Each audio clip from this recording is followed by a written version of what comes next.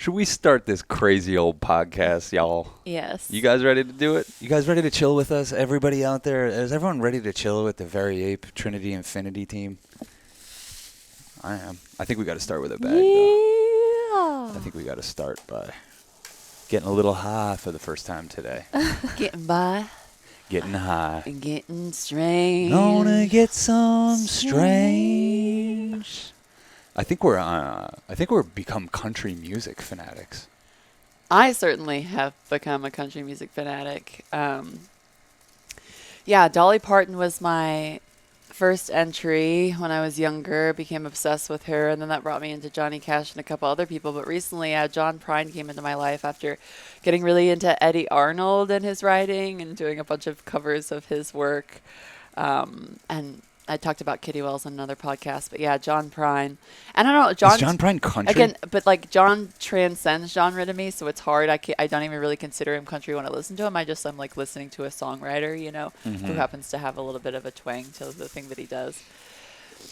Well, our friend Ruben actually said an interesting thing the other day about Leon Russell and why he didn't like pierce through to the popularity a lot of other artists did, is because you couldn't classify him. Yeah. Like, you know what I mean? You listen to Leon Russell, you're like, this isn't quite country. This isn't quite rock and roll. It's like, they call it the Tulsa sound. Yeah. It's its own thing, like J.J. Cale and Leon Russell. Genre bending. Genre bending, yeah.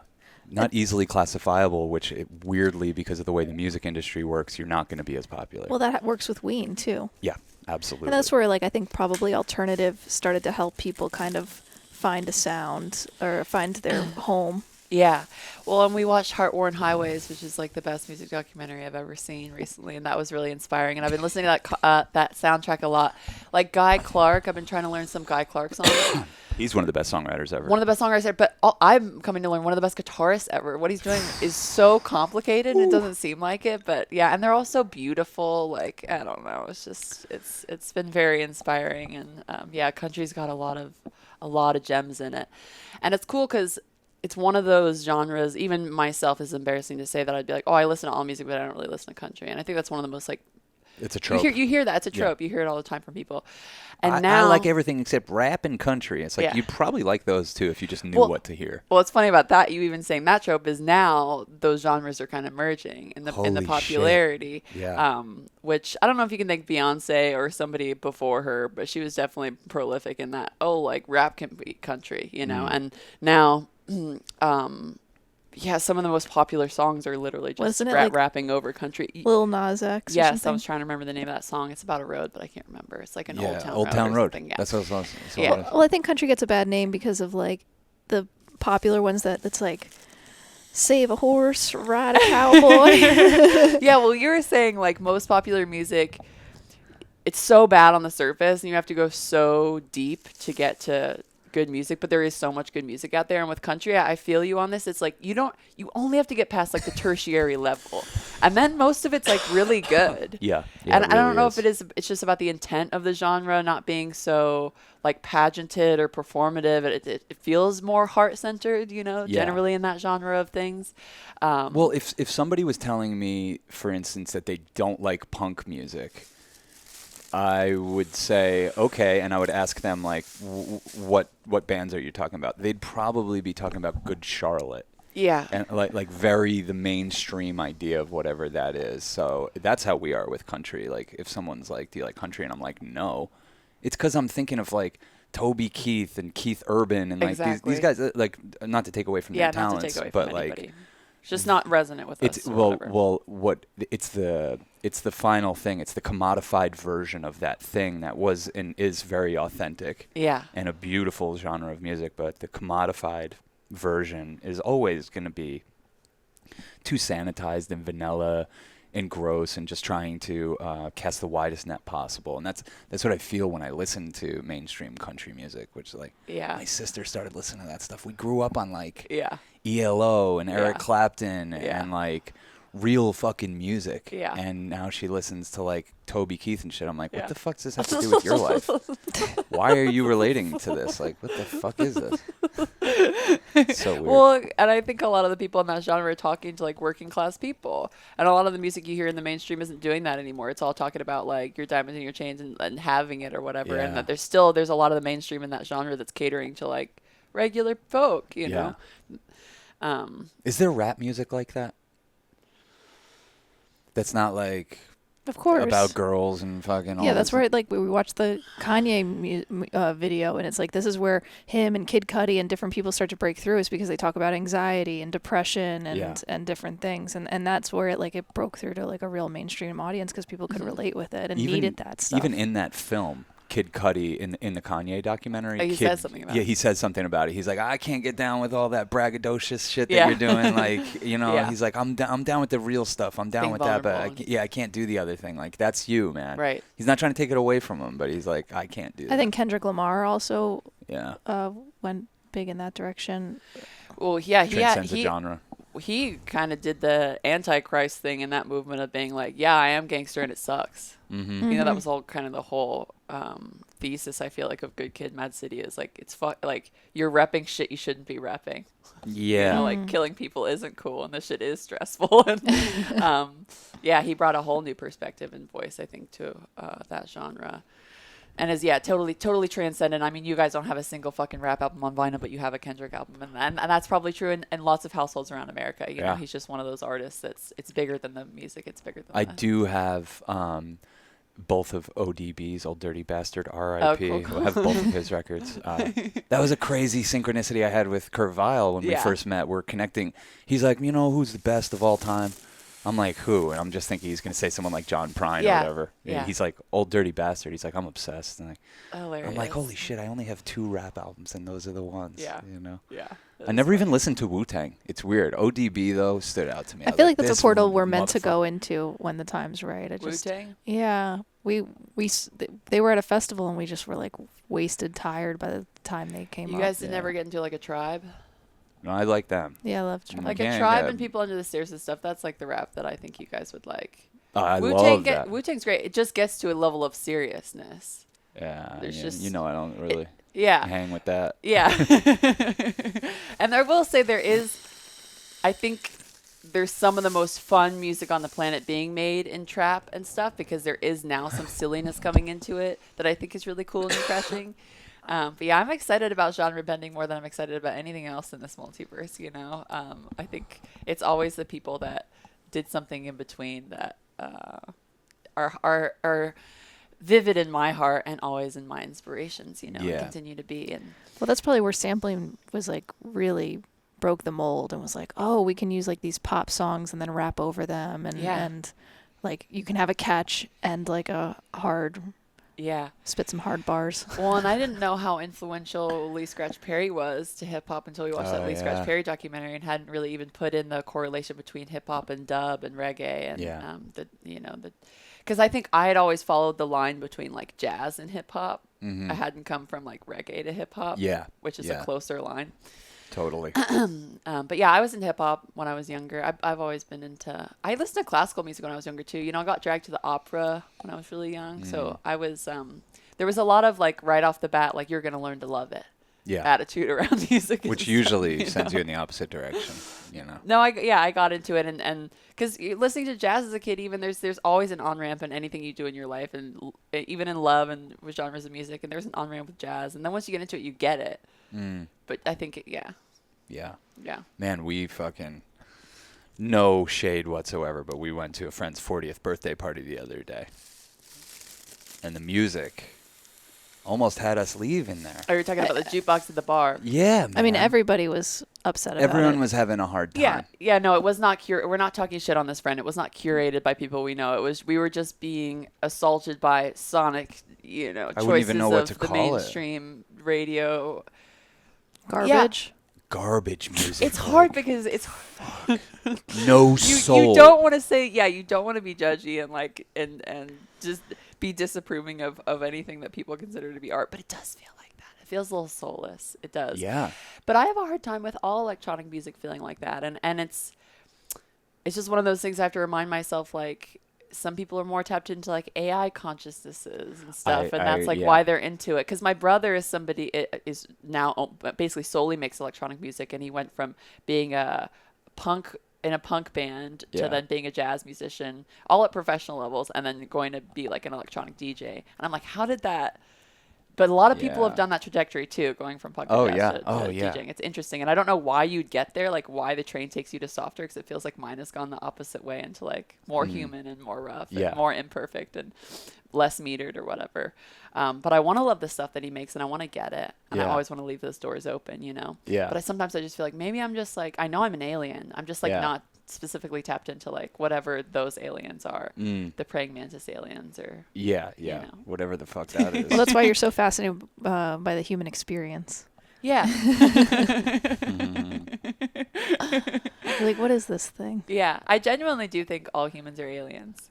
Yeah, that's my standing theory thus far, and I think more are more hybrided than others. Damn.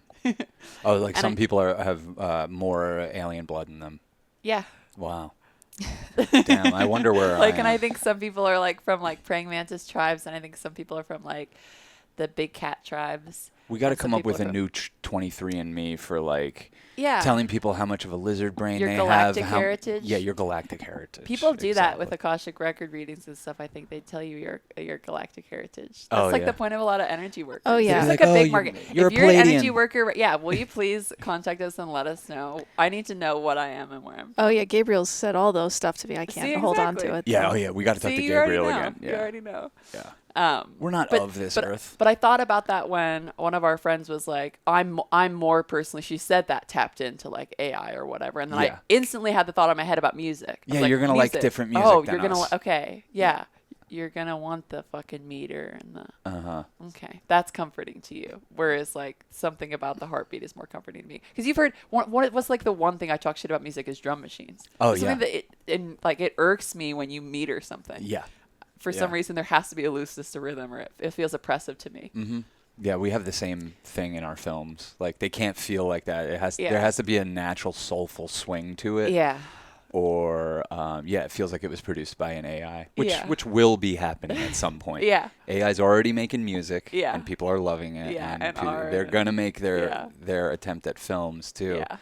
But there's a soulfulness, I think, that you get when a human has touched every instrument and made every sound. And I'm not frowning on that stuff. I'm just less of an AI. I'm more of like, I don't know. I just want to hear drums and guitar and bass. I really do. Yeah. Any combination of that, I usually go fucking wild for. Yeah, and that's like the country recently, like the twang of it. It's like, to me, it's the extreme version of that, because you're getting all the in betweens and like all the offs. And that's so delicious. Oh my god. Yeah. I'm really into like. I'm a sucker for stuff with like a violin or, like... I think of you every time I hear the violin now because you said that to me once. That you like love everything with violin in it. Yeah, it pulls at those heartstrings. Yeah. Those strings pull at my heartstrings. It's really interesting to think about like how we evolve as people and if your music taste evolves with it, which for me, because music is forefront in my life, it has. And I just think about like how I needed punk to... and I also needed to graduate for it. I will never look down on it. I will never, turn my back on it. But yeah, I've moved on, but I needed that for a while, and it served me where my consciousness was at, and it served me to expand my consciousness to then challenge me to find new things that'll continue to do that. And I'm not talking down on people that aren't deadheads, but for me, becoming a deadhead is like an indication of my soul blossoming. The fact that I could get into this music that at one point sounded like the worst trash on the planet to me now is like my favorite thing by far. If I was on a desert island, it wouldn't even be a question. Nothing would even like give me the Grateful Dead's archive. I'll be fine for the rest of the time. We always ask that question. If you could have one archive, what would your archive be, Mayor? Oh, the Dead. Yeah. It's really hard though, because once you're into the Dead, it's the largest archive. Also, yes, that's that you're cheating almost. Yeah, it's like you're like you'd have the most. And it's not just songs; it's jams. So like you wouldn't get bored. It's I think they played 3,500 shows, and they were all recorded. Like they're all out there. to be heard. Yeah. Some nerds have listened to them all. Yeah. It's pretty fucking cool. But to my point about like the expansion of consciousness coinciding with the expansion of your music tastes and hearing something, we always talk about this, like how you can hear something way differently at a different point in your life. And hearing, I couldn't hear the Dead.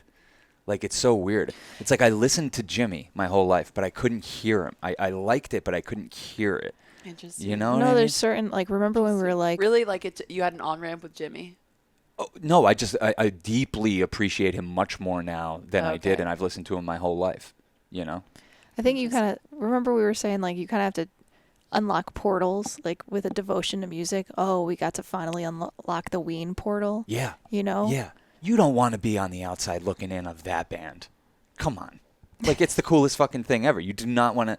So, like when you hear, if that resonates with you, get into it. Get into it. Claim yourself to be a Wean fan. Because, yeah, I just think of all bands. Like, I would feel so silly if I was on the outside looking in on such a fun fucking time. A band that covers so many genres, that can scratch so many itches in one show. You know? Yeah, but that's where it like proves to me that like by maintaining a devotion to art and music and having a fun life, that all of a sudden this band that's on the periphery all of a sudden becomes so valuable and important to you, and it wouldn't have if you hadn't like done the fun, ridiculous, wild things and lived the fun, ridiculous life so that it resonates, you know, and that there must be other bands like that we have yet to unlock, you know. Oh, yeah, that excites me more than anything. And I think with Wean and with you guys and that whole like outside looking in or whatever it is, it's like talking about genre bending too. It is so beyond like what people are playing as far as resonating with your consciousness. It's also just so about intent and the intent people have and when they play a note and why they're playing the note and the history behind them playing that note.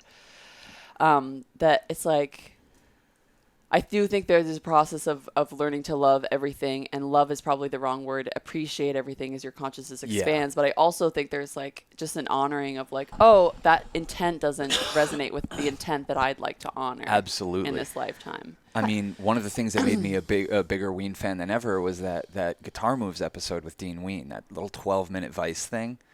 If you fucking watch that and don't come out rooting for that guy in this band, like, you seriously, you got a hole in your soul, baby. Well, like that, like, because you're like, oh, I know what they're doing. Like, I'm in on it now.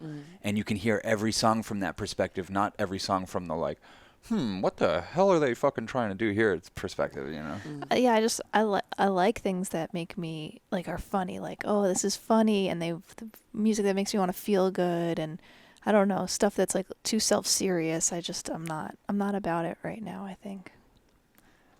Yeah, me neither, because we're not self-serious. There was a time when I was much more of like, I guess, like a hipster, you know what I mean? Where it matters, and like, it you know, you're self-serious about your taste because that means something about who you are. And you wouldn't want anyone to know about your guilty pleasure of listening to Wean or the Grateful Dead, you know. You have to be a punker, or you have to be like this guy that knows all the new indie bands and has their little opinion about all that shit. Like, I couldn't give a fuck. I couldn't give a fuck about what's coming out now. Like, I have so much to go through in terms of fucking Zappa and the Dead and Leon Russell and like all of our favorites. Like, I could fucking listen to these guys the rest of my life. But I do my protein listening. That's what Church of Chill is. Church of Chill. No, but Church of Chill, you do the protein listening to get a good Church of Chill. What ends up on Church of Chill isn't protein. It's the good stuff. Yeah. And then I think sometimes it's just about astrology and how people resonate with music, and maybe that being a factor too. Like being at the show with them and having it be so Martian. Yeah. And just being like, holy shit. And being like, it's just this realization of like, you'd probably have a really hard time if you didn't have any of that energy that was being asked to embody in you in a strong way. You know what I mean? Yeah. Because even somebody like me who like, I consider myself like fairly Martian on the scale, not like extremely. I'm more Venusian than anything. Like it, you know, it's like the most intense concert I've been to in my life, and I've been in pits of punk shows. Like I grew up in pits of punk shows. Like I've gotten bloody from shows before. Like. This isn't. You're not worried about your physical body. Spiritually, one of the most. It was the most intense show I've ever. It's been an assault. To. Yeah. Just that maybe also just being a factor when people listen to music, like, oh, you're super Pluto forward, and so this like super Pluto forward artist is just like, what planet is? you know what I mean? What planet is Wean? Martian, that's what she's talking about. Okay, so yeah, someone who doesn't have a lot of Mars energy in their world, you're going to bring them to that show and they're going to be like, what the fuck are you and doing somebody to who's me? Venus forward goes to that show as well, and you have this like integration of like, okay, it's like we're doing things differently, you know, like it's like acid, you know, it's like you gotta like surrender, like it's almost like, and that's where I feel like music is, and especially going into live music, it's like it's church but it's like church in a way that it's also like electroshock therapy. Yeah, you know what I mean? Like you can't hold on to the thoughts and you can't hold on to the bullshit. And like I think so much during shows, but it's like a process of letting go and kind of like it isn't necessarily a meditation. It's like it brings up all this shit for me, and it's like I go in and through it at the show, and it kind of helps me. Yeah. Yeah, I kind of think of it like with your tastes expanding as your consciousness expands a little bit, is like you're creating new real estate in in your being, and that new real estate needs soundtracks. And you know what I mean? Maybe the old stuff just doesn't you can't even hear it there. You can't even make sense of the old stuff. We've definitely had that with a lot of the music we've loved throughout our life. I think of one band in particular. Who? Gaslight Anthem. Oh, yeah, we were hot on them for their first 2 albums. And then, we went to a show and it was just like... Beer Bros. Everything about it turned us off. Yeah. And even to the point where we couldn't even hear the music the same anymore. I felt like they were a mockery of the music they had made before, and there was just something that just like... And now I feel like, I don't know, I guess we should throw it on at some point and see what happens. But I'm like, I just don't think that this would work for me anymore. Yeah. It's interesting. Yeah. It's hard as an artist when you find any success to continue to be authentic and not just like lean into that success. Because I think also there's an innate nature about artists that's always changing, and there's always different versions. And the next version, there's going to be different from the last version that people loved. And so there's always going to be like an on-ramp, like I say, to that version too. Yeah. And that's scary. But I think all of our favorite artists do evolve. Yeah. Yeah. You know, evolve or die kind of. Yeah. Well, and the ones that cling... Like, you know, Weezer's probably another example, but there's lots of different examples of people that... Yeah, they've clung. There's like, that's where like Kurt is like definitely evolved, but in another way, he's like, it's all one long song. Mm-hmm. And like, there's something so beautiful to the devotion of that art practice of like, everything kind of fits within his catalog in a way that's so, rather than like, I think there's other artists like this, but, you know, then you think of like Neil Young and he's got his like metal album or whatever it is, you know, things go like kind of in a whole different direction. Yeah, because he's probably just a more complex, dynamic person in that way. He probably has more polarities in him than Kurt. Yes. You know, that need to express themselves. Yeah. Or whatever. But I think it's cool about those artists is like there's going to be a through line. You know, no matter if Neil does country or metal, whatever the fuck. The cool part about that is like there's going to be this through line that he can't even control about him and his artistry that will come out. Well, that's like... But then gets more solidified over time, whether he wants to or not, about like what he's bringing to the table. I think that's been the most powerful thing for me to realize as just a human and as a creative human is like, oh, even if I just have a green marker and a piece of paper, like it's going to be an extension of me. And so like I got to this place where I'm like, oh... less judgmental about the art that I make because it's me. It's an extension of seeing myself outside of myself, like what I will do with this pen and this piece of paper. And it just like became like, oh, doodles are like feel good to me, and also made me feel like, oh, we're all artists and we should all tap into like our creative potential, and we don't all have to like have gallery shows and anything, but like to take the time to like move, like it's like exercise. It's like moving stuff out through you and seeing what happens is something we should all consider participating in because it's so fun. Well, I mean, the same is for guitars, you know what I mean? Like picking up a guitar, even if you don't know how to play it, is fucking so fun. And your song is going to come out no matter what level you're on. Your song is going to come out. Well, and it's always the guitarists that had their own voice or were the weirdest that obviously made the most prolific impact on the genre too. Like any, you know. John Frusciante, Eddie Van Halen, like people that came and you're like, whoa, someone could reinvent guitar? There was guitar playing before Jimi Hendrix, and there was guitar playing after Jimi Hendrix. There was guitar playing before Van Halen. There was guitar playing after him. Yeah, exactly. There's like a million other people to speak on in that I don't have the study enough right now too. But like, you know, I barely know what I'm doing on guitar, and Kaz never touches it. And like, we have a little project called The Puppy and the Wolf. That's our band. And we can fucking do it. You know what I mean?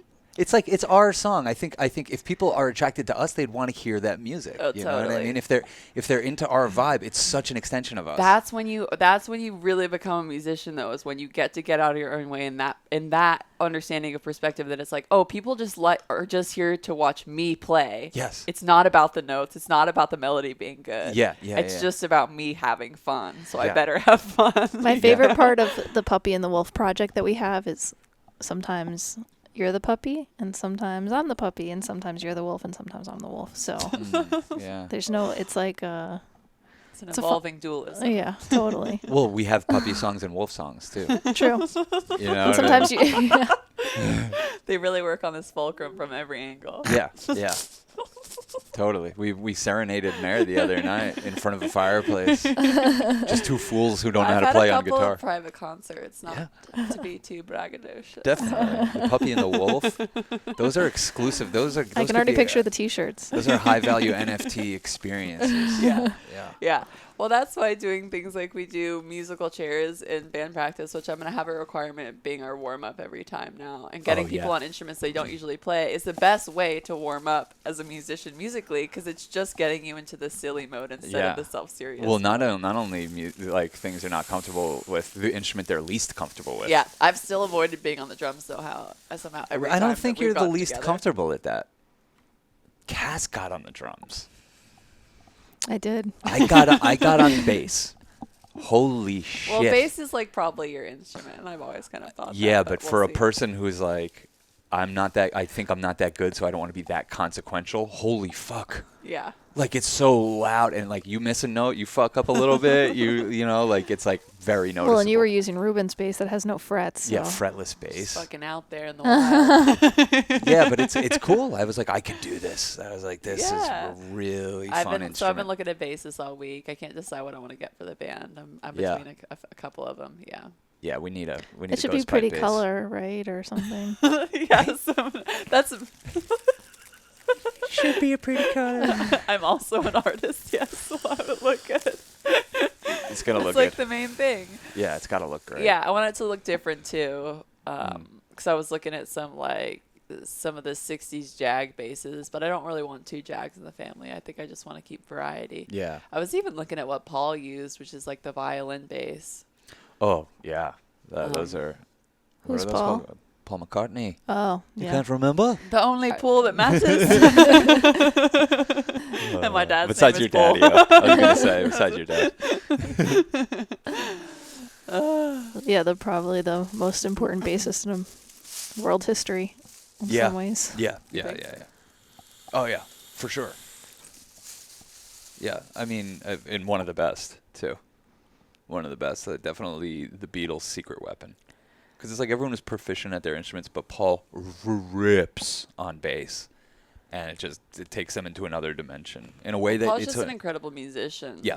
I don't know if it's bass specific. Yeah, I think he's anything. just like an Put him on incredible any musician. instrument. Yeah. He will pull down the sweetest thing that could be pulled down in that moment on that instrument. He's in such a high frequency in his body that he's able to tap so quickly into things that people want to hold on to and resonate with. Because I think beyond there being music that like really just like comforts you, I think there's also artists that come along where you're like not quite at their frequency, but they bring you to a higher frequency because they're at that place of understanding. Oh, that was the Beatles. That was Paul and John for so sure. I think they were like, the acid that nobody ever took. They were like Oh my probably one of the God. biggest consciousness crackers that's ever happened. They came on Ed Sullivan. On planet Earth. That was the biggest psychedelic experience that humanity had together in terms of just getting tuned to a frequency of love and excitement about the world. Yeah. From a television performance. Yeah. What the fuck? Yeah. One of my favorite frequencies is heroin.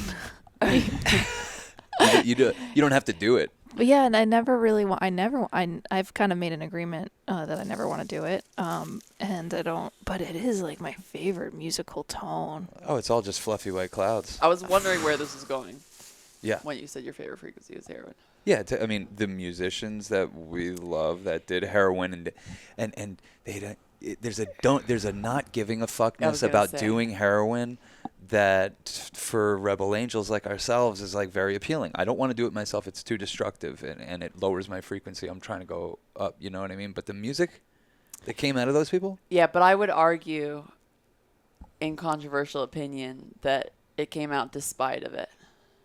Yeah, you might be right. I think that it was a coping mechanism, and had Kurt Cobain not been addicted to heroin.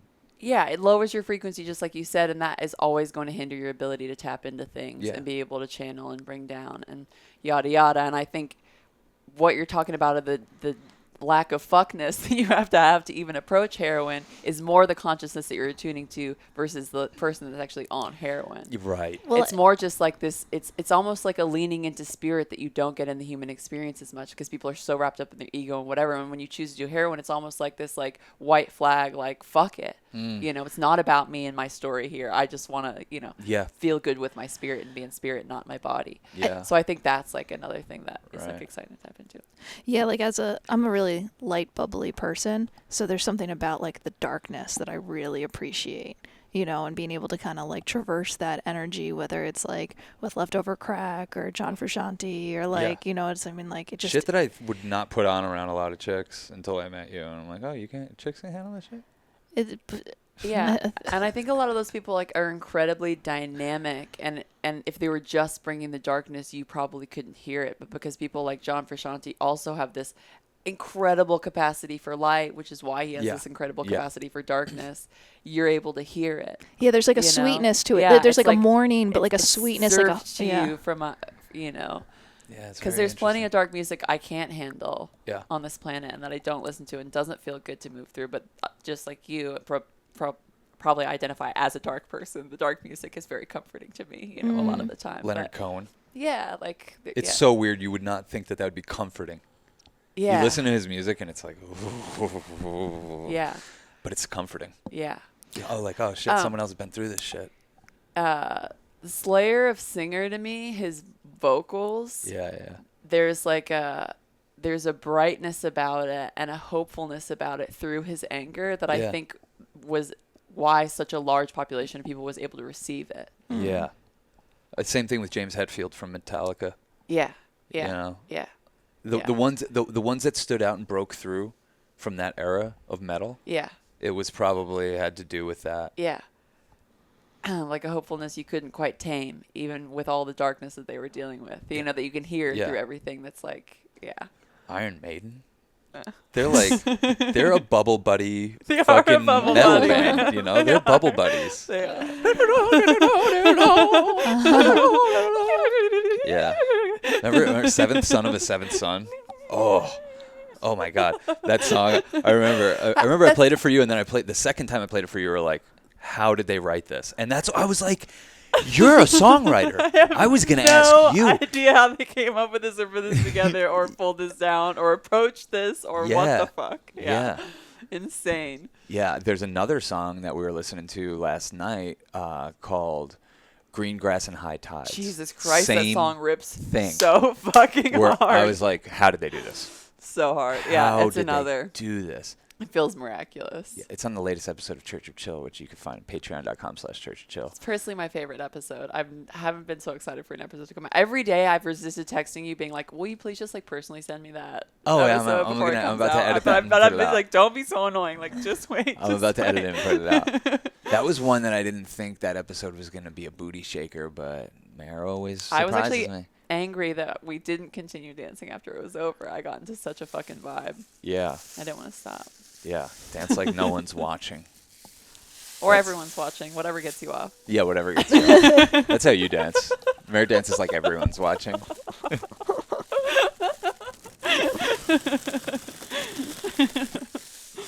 That's a good name. Dance like everyone's watching.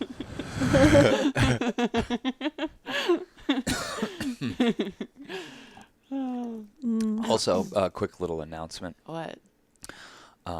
We have plenty of time. I just want to say this here in the middle. We've made a new film. We are birthing. That's so fucking good. Yeah. I got to watch it last night. Yeah. We made a new film called American Sunset, and we're going to put that out on Patreon. Yeah. That's probably the way to do it. Yeah. We'll put it out on Patreon. Pre-release. Yeah, it'll be pre-release there. If you want to see it, hop on our Patreon. There's so much stuff on there. We have so much bonus podcasts. It's worth it for that now alone. And then we have all the Church of Chill episodes, the Discord community. And now we'll be releasing our first film through that, and it's gonna be really exciting. I think it's somehow your best film yet, and I didn't want to say that because I don't want to. No, I don't want to like need hierarchy them. You know what I mean? But it does feel like somehow a culmination of the things that you guys have done, and it's so quintessential. Like it feels so classic Americana. Yeah, classic. It's American really movie. what we set out to do. Necessity needs to be in everyone's home.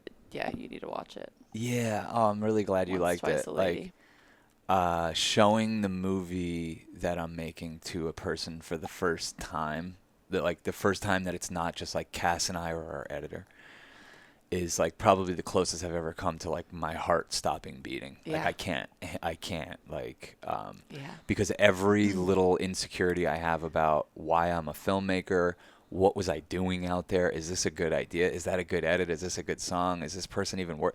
All that stuff is just right there on the surface. So when we went into this experience last night, all that stuff was there on the surface. I was like ready to do battle with all those things and sit with Mare, who I know appreciates the finer things in life, and you have a critical eye towards art. And I'm like, cool, let's do this. I'm ready to do battle with all my insecurities right now. And we threw on the movie, and I melted into it kind of the way I want the viewers to, and that's how I know we're very close. Yeah, well, you're so psychically connected to me. If I weren't loving it and melting into it myself, you would have felt that. And I would have been hard at work today on that movie. Yeah. Ding, ding, ding, ding, ding. But it's not that. It's just. It's so fun. It's so fast. Like besides like the profound nature of it, it's like just so fun because it's so fast. Yeah. I love making movies, and I want to make a lot more. We're very inspired right now, and it feels like just the process of moving the energy of starting to edit that movie has flooded in. Like now, like I don't know, I'm just thinking like this again. So like I already have another guy that I want to make another project about, and we have the idea for after that, and our series that we've been trying to pitch for a while now. It got some development money behind it. The Family Trip is a documentary series that we're trying to pitch to all the big dogs. But in order to do that, we know all the big dogs and they know us. But when you're going to do your first thing on that level, they like when some other company holds your hand. Yeah, I want Apple to get it because I think it would be more in line with how they want to represent themselves. It's just like the most relevant thing ever, the Family Trip. I know. But like, I know. People like Apple that are trying to get in the game, like Netflix are arrogant at this point. I feel like they're not going to take a risk like that. They're not. Yeah, they're not looking to roll any dice. They have an algorithm telling them, how to keep their subscribers. Yeah. That's what it's all about at this point for them because they are so huge. Shakers. Yeah, you need somebody who's fucking new to the game and hungry for it. Yeah. And, that's who we teamed up with. Like the people that we chose as our partners for the Family Trip are young, up and coming, fucking psyched to do this. They get it. They get it, and they get us. And we fucking played hardball with them. We're like, all right, you got to pay us, and we got that money. I can't believe it. It's the first time that we've been able to be like, hey, our idea is worth money, and you're gonna have to pay if you want to be a part of it. It's the first time that I've felt confident doing that and doing it. Yeah, I mean it was helpful that other people wanted to invest in the idea. So yeah, no, this is the first idea that like even as we had the idea, it was like this is worth money. People are offering us money for it as soon as it came out of our mouth. So I'm like, all right, cool. We're gonna get back on track. We might not live in this apartment anymore, but we're gonna get our shit back on track. Yeah, it's very exciting. Yeah. Changes. Yo, that's crazy that I was thinking about that song coming into this. I was like, we could sit here and talk about that the whole time. I was thinking we would save that for the afterglow. Ooh. I'm going through changes. Can you come up with your own Changes song? Make it the trifecta? Yeah, we already covered two big ones. Oh, come on. Come on. Come on. I don't like being put on the spot. I don't know. I don't know if I can think of another one. Do you have another one? A change is gonna come. Oh, yeah. Oh, yes, it will. That's iconic. Ooh, Yeah. Wait, did we already do change? Is that the first one you did? That's the chain. Yeah. Oh, man. Well, we should change that song to change. Change the food. I've been very embracing of this big change in our life of moving out of this apartment. It's been a process, and you're still grieving, and it'll be a process. Yeah. I mean, and I I'm trying to help in any way I can. You're the best. As a mover and shaker You're myself. The best. The main reason I'm comfortable doing this is because I still feel tethered to the city because you live here. Sorry. Yeah, I'm still in the LES holding it down on the Devil's Corner. Yeah. So, you'll be there until further notice, and we're going to figure we'll something out. Be there until further notice. So that makes Unless me feel... you want to rent out my place. Yes. I've imbued it with so much magic. Yeah, it's available. Just so you know. But yeah, I'm there. You being down here and you being so sweet to us and saying you're still going to love us even though we're not over I can't help it. We're unhoused. I wish I could help it, but I can't. No, it does. I'm like, fuck, I really got my hooks in this girl. Thank God. Fuck. Thank God it's real and it's not like I'm finding out in like our last few weeks in this place like, it was kind of about convenience and material shit. No, I already ran across state lines and found out I can't run from you, so yeah, I've already gone through that dark tunnel. Nowhere to run to, baby. Nowhere to hide in this lifetime. Certainly nowhere to run. Yeah, there really is nowhere to run. I'm not worried about it, and because I'm on my astrology shit, I also knew how this period would be challenging for you, and not in its exact expressions, of course, but I also know it's transitory, and even if it was dictative, I would still love you guys if you lived there for the rest of your lives, of course. I don't give a flying fuck where you live. Yeah. But yeah, I also just know that like this period around constricting feelings and value is temporary and transitory, and yeah. So it really doesn't phase. It doesn't shake up anything for me. Well, the key is for me, like, not making it making it feel like an expansion of possibilities is going to happen, which it is. Oh, yeah. But at least at first. No, I mean, it stresses me out that you guys have been here for so long. Oh, and not besides the fact that you've paid rent to be here, like, it stresses me out. Yeah. Like, no, my spirit, like, you've been in this one place for so long. Like all and of the opportunities. Yeah, you know what I mean? Not just having this place, in this place. So, yeah, it'll, like, it's all I keep saying is I promise this is for the best. Like, I promise where you land is going to be better. I've fully embraced that at this point. Yeah. And it's totally it's time to move on, and it's already like put us in a different headspace. Like, we're just gonna stash our shit in storage and hit the road with Kurt. Like, duh. Like, you have so many things to hit the road on. There's Wooks, there's other things Wooks, like we're gonna make this Kurt thing. As I'm gonna say, it's gonna be less uncomfortable than you think even. Like, it's gonna feel like it's so worked out. Like Yeah. So I'm very excited, and also just worth mentioning a little magic spell that I pulled that even you didn't believe in. But when the pandemic started, like literally 2 years ago today, it was like everything shut down, and we didn't know how long that was going to be. And Cass and I, the 12th. Yeah. Wow. Yeah. And Cass and I dressed up in ski masks and disguised ourselves and went around and put a note on every door in this building saying, let's go on a rent strike. We have to, like, literally right out of the gate. We saw the writing on the wall. We're like, the people have a chance right now. Like, let's do this. Yeah. And so out of 36 units, we got 10 people to join our coalition. And we were like, yo, we got to stop paying rent. So that way that the building can lobby the state and get some fucking relief funds for us. We're not going to be able to do it as individuals. We can do it together. And people were with us. And then they slowly but surely they all pussed out and moved or started paying rent again or whatever. But we held out. And when we did start paying rent again, we started paying a way reduced rate that we decided.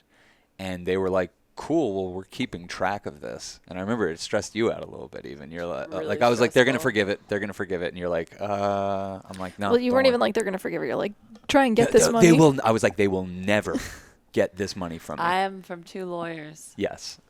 Who work in real I play estate. it safe in these realms. Yeah. Me so, too. Yeah, basically, we racked up $30,000 in back rent to these motherfuckers. And by a miracle, and I think your mom's consciousness. Yeah, totally. You got it forgiven. We got it forgiven. Yeah, the other day they called up and we're like, look, if you just get the fuck out of here, we'll forgive it. And I was like, cool, that's what I was waiting for.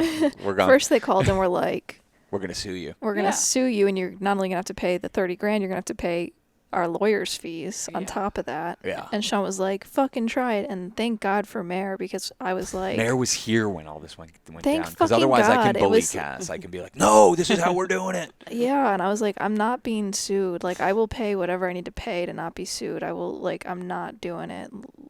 Like, being caught up in a lawsuit is, like, literally the worst you came thing. to me and you were saying, like, they might cut us a deal. They might just do $15,000. And I'm like, no.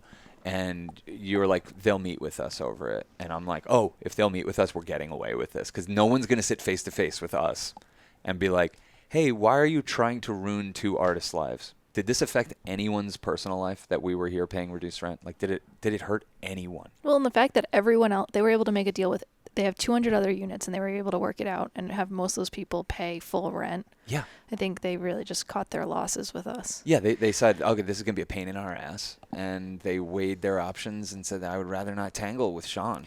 But Sean was like... He's too wild. Well, Sean was ready to be like, all right, I'll just go bankrupt. And I'm like, you motherfucker. He's like, we have your name. And I'm like, fuck, what the fuck are you This doing is why to we're me? not married. We could fucking bankrupt me and you're got a clean slate. And I'm like, well, then I might as well be married to you because now I'm stuck with a bankrupt person that I'm Jesus not Christ. responsible for.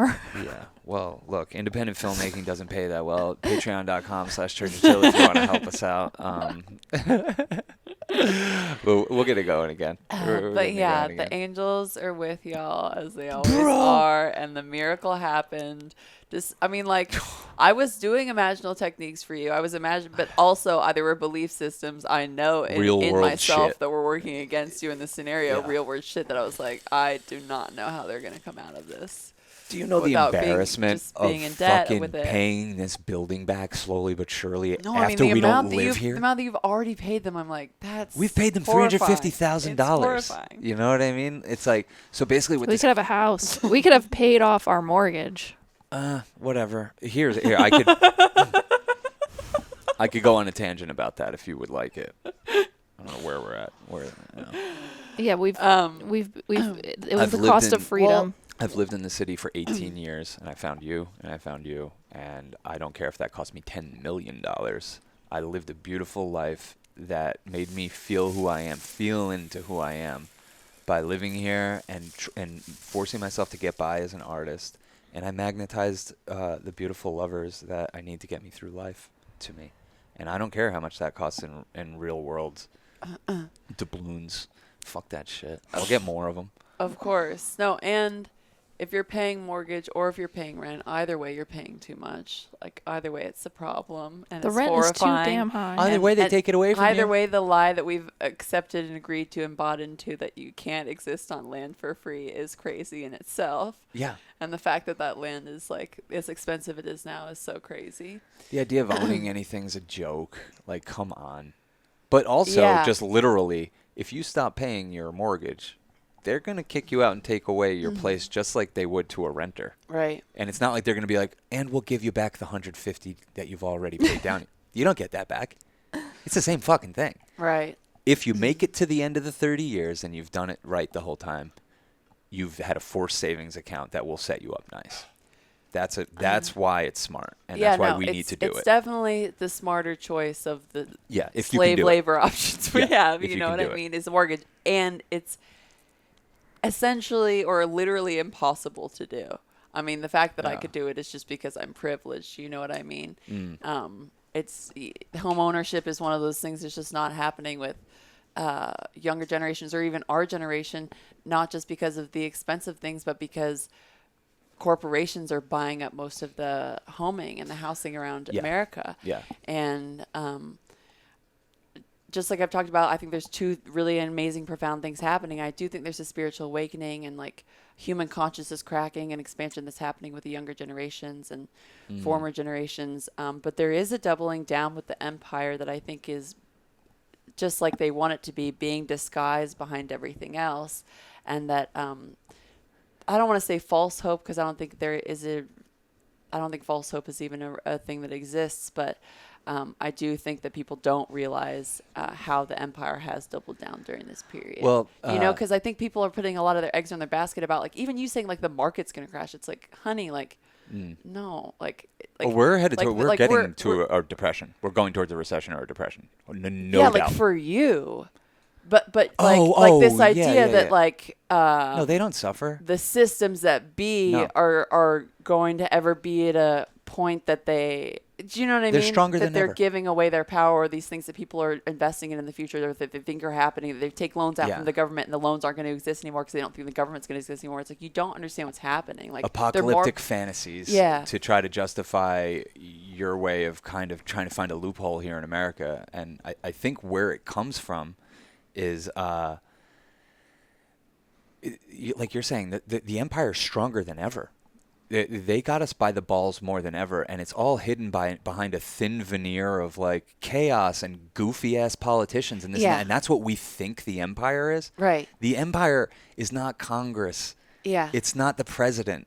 It's not MSNBC. It's not CNN. Those are like they are putting out a story like we're on, like the empire's on the edge of precarity, to make us more desperate, to make us make more silly moves and fucking take out loans that we think we're not going to have to pay back and fucking all this dumb shit we've gotten caught up in. Yeah. You're too cute. Bro. No, and I think even like there is a perspective at which those things that we're looking at, like the presidents and the government, seems like their power is depleting, because in a way it is, but that's because there's larger systems of power behind them that we don't have control over or democratization over, that are actually in power now. Yes. You know what I mean? Yeah.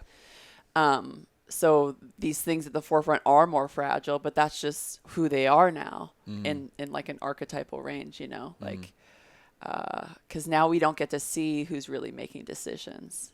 Yeah. Not that on actually a more deeper spiritual level you ever see who's really making decisions, because where do your thoughts come from and shit. But yeah. No, we don't. Yeah, we don't even know who to hold accountable or how to. Yeah. And because you don't know who's accountable. You know, and for the longest time, it's like they really didn't know how to get their hooks in like the millennials and younger. Yeah. And all they had to do, and it was so easy, is make us feel like our consumer choices are saving the world. That's it. And that's what everybody's fighting to make themselves seem woke beyond woke, so you can feel like you're saving the world by going to KFC and by buying Tom's of Maine and by doing this and eating that kind of cereal instead of that and this and that, and just fucking lost in the myopic corporate bullshit sauce, and you don't even know who hypnotized you and when. But they definitely, I mean, they got us. They got this generation and all the ones after us already fucking bought and paid for. Yeah. And it is beautiful, because I think it obviously speaks to the fact that humans do want to do good. Like, people want to not just for vanity's sake be considered good, but people genuinely want to be good humans. That's why that's why we make the decisions that we make, and we have different value systems, and so some good looks different on different people's value systems or whatever. But just like marketing has done since the dawn of time, like it pulls on the most essential, like primal desires we have, and then just like uses them against us. And I do think that slowly but surely that value system is going to help us with the choices that corporations are going to make, because they're being more held accountable to better value systems that we now have about, okay, the planet is a living thing, these needs to be taken care of, and we can't just like rape, pillage, and plunder everything we see, and like you know, these like human realizations that we're coming to. Yeah.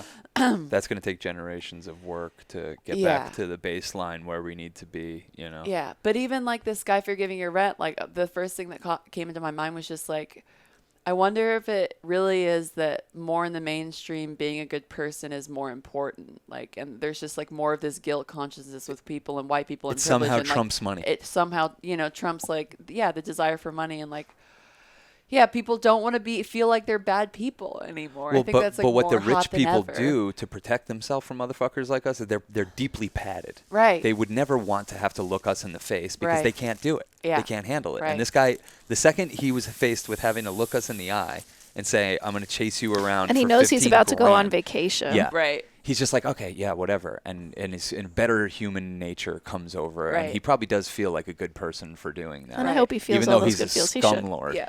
Yeah, You know what I mean? I'm very grateful.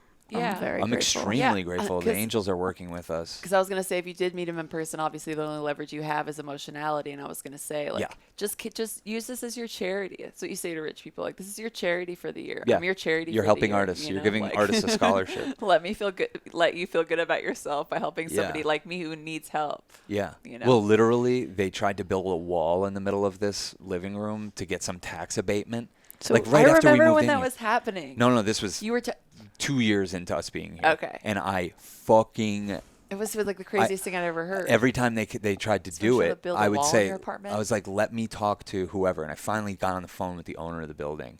And I was just an emotional piece of shit. I was just like, I'm an artist. This is a beautiful space. Don't do this to your own building. I just used every possible thing. Yeah. I've told Cass this before, and I hope you understand that I really do mean this.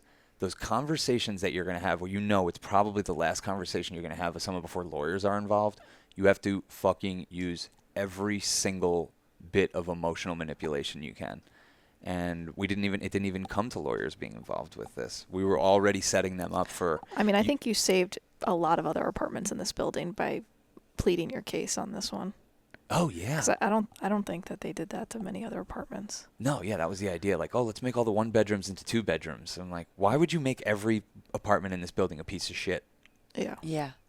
You know? Again, it's just to like get more money.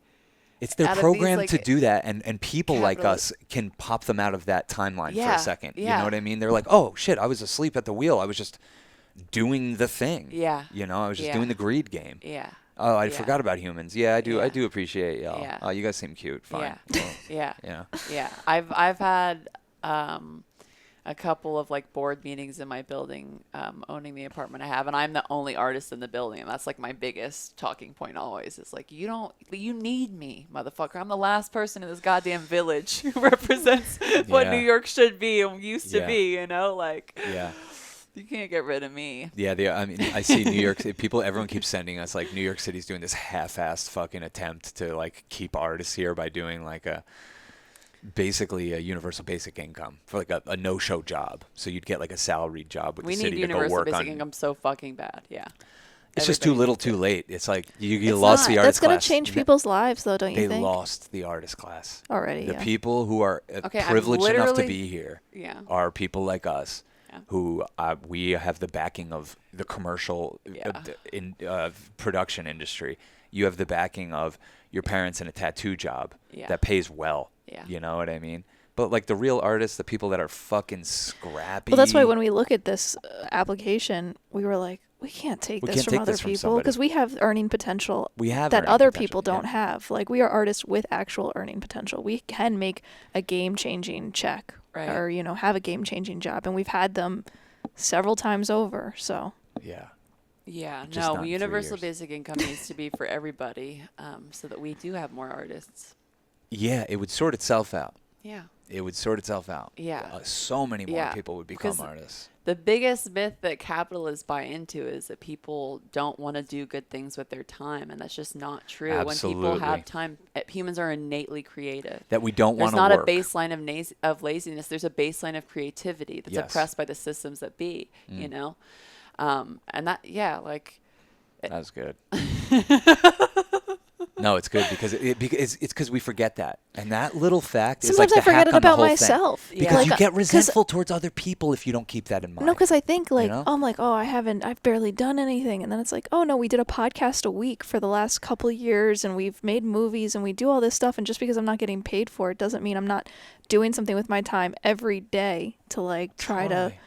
bring people some good content. We're trying to walk each other home. You're incredibly creative, and just like you were talking about earlier, everyone's an artist. Like art, the idea of art and the definition of creativity obviously needs to be more expansive than like colors on paper, because the way at which you're creative is so much more expansive even than your visual arts and the other things that you do, that are more segmented into the genre of arts. Like you're creative in the way that you bring things together. And I don't know what the definition of you guys have of like what is art and what it makes an artist.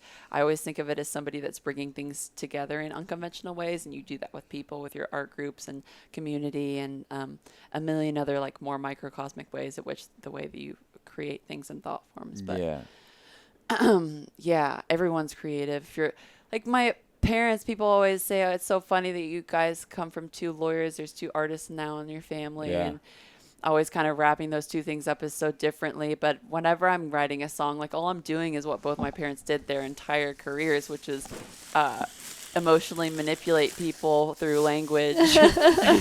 Totally. You know, like it's the same skill set they have. It literally is the same thing, you know. When I was in 10th grade, they made us like take the little test, like fill out all the things and take like 100 question test, and it'll tell you what you're going to do as a career.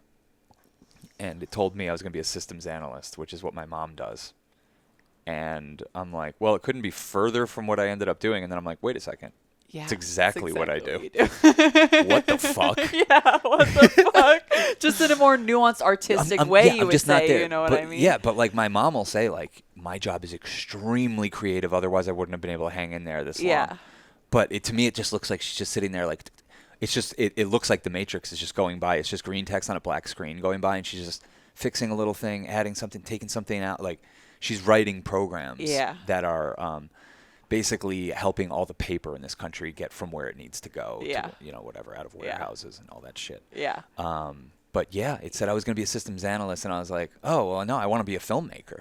Yeah. And that's exactly what I'm doing. I'm a documentary filmmaker. I analyze systems and I try to essentialize them. Yeah.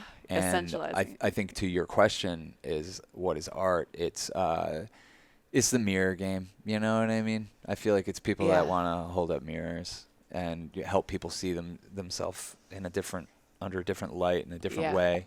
You know, that's what I'm trying to do, at least. How do you define it, being creative or art? I mean, it's like life force. It's like beyond definition, you know, because cooking dinner is creative, being anxious is creative. I mean, any decision you make is creative. It's just the judgment that makes you think that it's not a creative choice, you know. Right. Writer's block is creative. You know? Totally. Why not? Putting intent into your breath then makes it creative. Yeah. You know, just the awareness, I think, innately makes whatever you're focusing on creative, because there's an awareness about it. Yeah. You know. Yeah, and we're innately creative. Like, that's who we are. We're literally just creative gods, you know. Yeah, it's how you dress, and a lot of people, like, I've always been impressed or inspired by people who are like, I have the 10 pairs or 5 pairs of the same pair of jeans and like 10 t-shirts of the same t-shirt, and I eat the same thing for breakfast every morning, because it's like all these things are creative decisions, but the more you kind of like formalize some of the aspects of the creative decisions, you can have more bandwidth for different aspects of your life, where creative decisions you can be a little bit more wily with, potentially. Totally. And so I think that, it's one of the coolest things when you meet new people about, like, oh, how is this how is this person's art most like specific, and how like where they want to focus it, you know. And it's not even to like, oh, they're a musician or they're a visual artist. It's like their approach. No, everyone's an artist, and everyone deserves universal basic income. If you're going to be required to pay rent and live on land. Yeah, for being born here. What are we talking about? Yeah. God damn. Yeah, totally crazy. If we forced everyone in this country to play a game of baseball every day, the least we could do is provide the balls and the bats and the uniforms. And the helmets. Yeah. You know what I mean? Yeah. But it's like, no, you have to play baseball every day. We're not going to tell you how to play it. We're not going to tell you anything about the rules or anything like that. You'll figure that out as you go along. You'll figure that out as you make mistakes. That's how it's going to be. Go ahead. Go play baseball right now. And you have people serving up fucking 100-mile-an-hour fastballs at you while you stand there quivering with no helmet, no bat, nothing to protect yourself, not even knowing what the fuck you're doing. And that's how we send people out there into the fucking real world. And they have no idea how fucking brutal it is till they're a victim of it. And that's why people don't fight for each other, because you don't think to fucking fight for something that hasn't happened to you. But go bankrupt by the medical system and then tell me we shouldn't have fucking goddamn fucking Medicare for all. Yeah. You know what I mean? Like, and you could go right down the line, all the institutions in this country that have major problems, which is every one, because they're all driven by profit motive. Well, and they're all part of the same system and the same agreement. Yes, exactly. Exactly. You can't live free under daddy's dime. Yeah, and that's what we have to do is stop consenting to that. We have to stop en masse consenting to that. And we're getting there.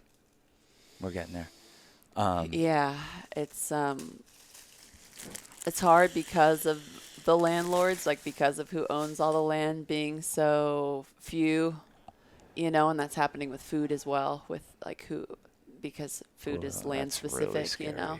Yeah. Yeah. So it's like, I feel so hopeful, but I also feel scared at the same time. It feels like there's like two dueling timelines of like the rising beautiful consciousness and also just like how deeply rooted these heavier oppressive systems are that we've invested to over lifetimes. Yeah. The gods that we've prayed to Yeah. as a country Yeah. from day one Yeah. are the gods of greed and enslavement. Yeah.